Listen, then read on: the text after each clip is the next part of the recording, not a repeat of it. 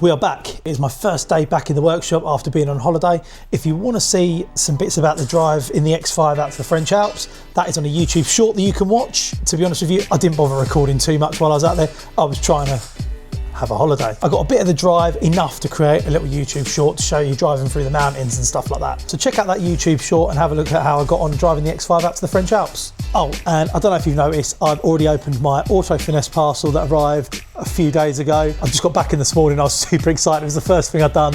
I saw the box. I was like, yeah, going to open that. And it's got a couple of beanies in there. I've got a bunch of new cleaning products for when we're going to get round to detailing this in a couple of weeks. But now it's time to get serious and get back to the TTS. All right, it's still here in the workshop. It hasn't moved since I left it here on the 22nd of December. So it's still here, still got some bits to do on it, and we've got to get them done before the 31st of January because it is going to the Driven by Espresso car show in the Midlands. That is the first show where it's going to be all back together on the road, all legal again, ready to rock. It needs to be done by then, so I've got about just over 2 weeks, but we've got some serious bits that we need to do. We've got brakes that we need to change, suspension we need to change, MOT that we need to pass, number plates which I need to get new ones of because I've been a naughty boy and I had tinted number plates on it for quite some time, and I've recently been fined for them, so I need to take them off as I've been told by the police officer. So if we're going to make it,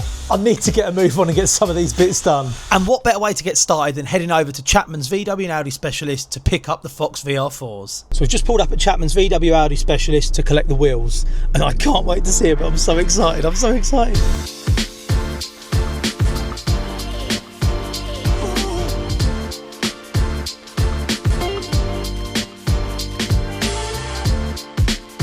Right, secured the goods, picked up the wheels from Chapman's VW Audi specialist. Big shout out to Sam, Callum and the rest of the guys there. Here's their social media at if you want to get onto about doing anything for your VW Audi. But that's that done, let's get back to the workshop. Right, so we've been to Chapman's VW Audi specialist, we picked up the wheels, let's get them out of the van.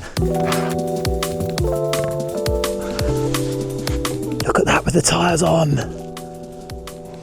They look epic. So I've got the old wheels back as well. And I couldn't believe how pitted and corroded they were on the inside, so no wonder why a couple of the tyres were leaking. But there's no way we're going to have that problem now with these Fox VR4s. So just to recap, I've gone for the 9.5 by 19 fitment on these wheels. So that's 9.5 inches wide, 19-inch diameter. They've been fitted up with my 255/35/19 Nankang NS20s, and they've got a 45 offset. And if my calculations are correct, these Fox VR4s are going to fit straight on without the need of my spacers that I had to have on the old wheels to get them to sit nicer in the arch. So on that note, let's see how they look. So before we get the wheels bolted up to the car, I'm going to talk to you a little bit about the fitting kit and what it does. Fox have kindly sent me a full wheel fitting kit with the wheels.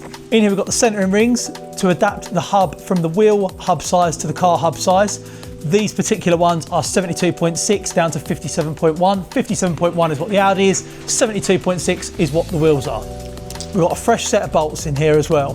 These particular ones are 17mm head, 60-degree taper, 14 by 1.5 thread pitch and 28mm long, which is perfect for the Audi TTS. The reason why fitting kits are so important, without the centering rings and the correct bolts, the wheels won't fit the car properly and could cause something mad like the wheel to fall off, or you'd have a savage wheel wobble when you're driving along. So these and these are super important. Loads of space between that and the shock. That is going to be sick when we drop it down. So just got to get the other three on now and then we'll drop it down off the ramp. So this is the first time I'm going to have seen the car on the floor with the Fox VR4s on it. I'm going to turn around and let's have a look.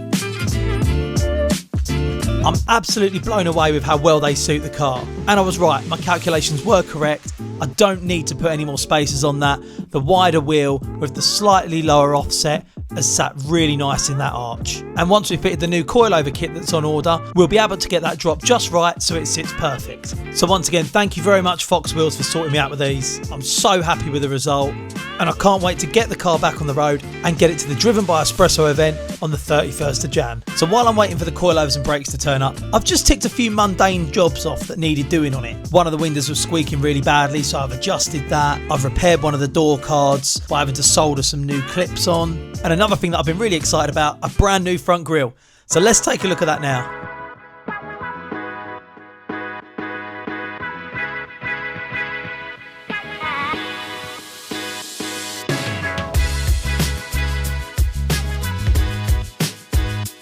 So that's the current grille, honeycomb style grille, like the RS style grille. That grille is looking tired.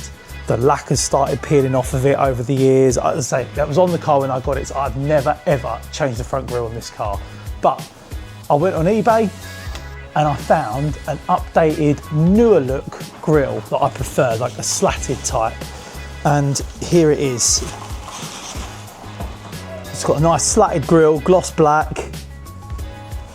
It has got the black badge and that in there as well, but we'll unpack and we'll fit that all in a minute. So that is going to look, I think, so much nicer and bring it more up to date with the later style Audis, and it'll actually match the side grills that I've got on there with the gloss black fins. So that is going to look perfect when it's on. I can't wait to see it. I can't wait to get it on. It's not too difficult to fit the new grille. It is just on a load of plastic clips on the back. So all we've got to do is pop those clips off and it'll come out where it's the old one. We're going to try not to break it, but if we do break a clip or two, it's not the end of the world.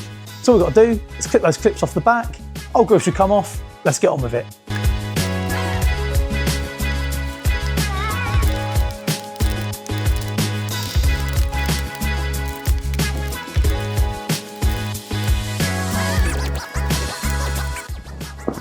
And there we are. That all came off pretty easy.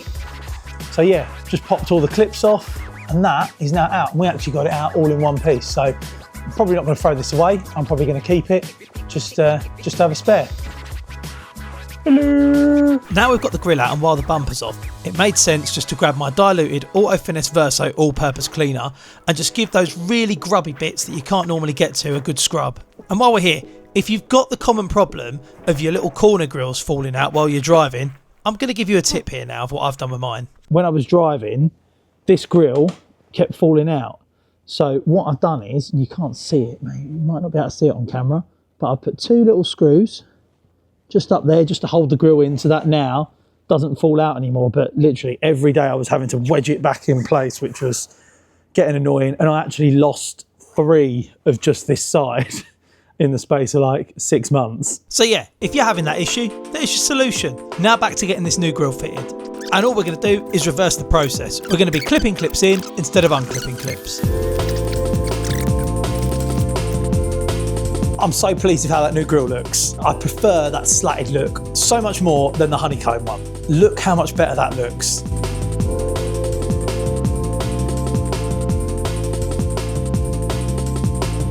I'm so pleased with how that grille has come out. It looks rude, and I'm sure it's going to look even better when it ends up on the car. Now all we've got to do is get the bumper back on. Right, got the bumper here. Let's try and get this back on. This all seemed pretty easy at first. Didn't think I was going to have any issues with getting the front bumper back on. But what I've done is I've put it back on a little bit wrong. So now I've got to try and take it off again to get it on correctly, and I can't because this lift is quite wobbly, so I can't get the wobble on it that I need to be able to get it back off. Moral of the story is do it right first time. Honestly, I do not know how I've done this. I wedged that bumper half on. I don't know how I've done it, but I genuinely was pulling as hard as I could without wobbling the car off the ramp.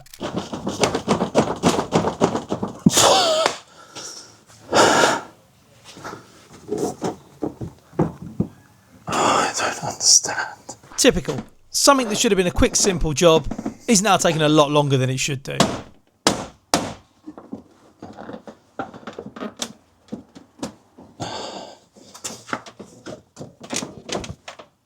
I'm literally putting all my force onto this that I can, and it's still not coming off. Anyway, we'll have a break. I'll be right back when I've sorted this.